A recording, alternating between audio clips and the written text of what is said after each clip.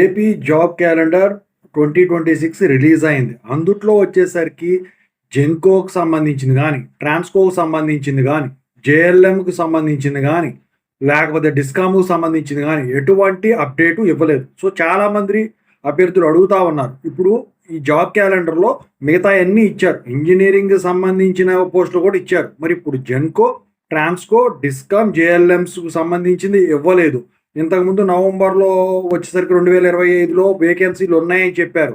ఇప్పుడు జాబ్ క్యాలెండర్లో ఇవ్వలేదు కాబట్టి డైరెక్ట్గా ఈ రిక్రూట్మెంట్ నోటిఫికేషను ఏవైతే ఈ పోస్టులకు సంబంధించింది ఉందో, ఈ శాఖలకు సంబంధించింది ఉందో అవి డైరెక్ట్గా రిలీజ్ చేయడం కుదురుతుందా కుదరదా అని చెప్పేసి చాలామంది అడుగుతా ఉన్నారండి. దాని గురించి చెప్పదలుచాను. ముందుగా అయితే ఇంతవరకు ఈ ఛానల్ సబ్స్క్రైబ్ చేసుకున్న వాళ్ళు ఎవరైనా ఉంటే సబ్స్క్రైబ్ చేసుకొని వీడియో లైక్ చేసి షేర్ చేయండి. మీకైనా నాతో మాట్లాడంటే కాల్ మీ ఫర్ కాల్ చేయండి. Telugu English Telegram channel join అవ్వండి. వీడియోకి హైప్ అండి. ఇక టాపిక్లో వెళితే ఏంటంటే, ఇప్పుడు జాబ్ క్యాలెండర్లో ఇవ్వనంత మాత్రాన ఈ పోస్టులు రిలీజు కావు నోటిఫికేషన్స్ అని కాదు.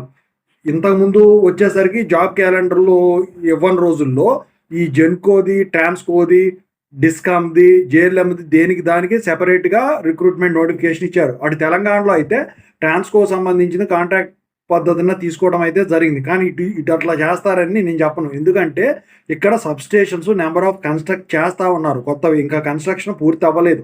సో అవి అయిన తర్వాత ట్రాన్స్కో, ఈలోపు జెన్కో కనుక ఇందులో కనుక వేకెన్సీలు కనుక ఉన్నట్టయితే లాస్ట్ ఇయర్ రిలీజ్ చేసిన దాని ప్రకారం జెన్కో, ఇక అలాగే జేఎల్ఎంస్, డిఎస్కామ్ సంబంధించినవి కూడా రిలీజ్ చేసేదానికి ఛాన్స్ ఉంది.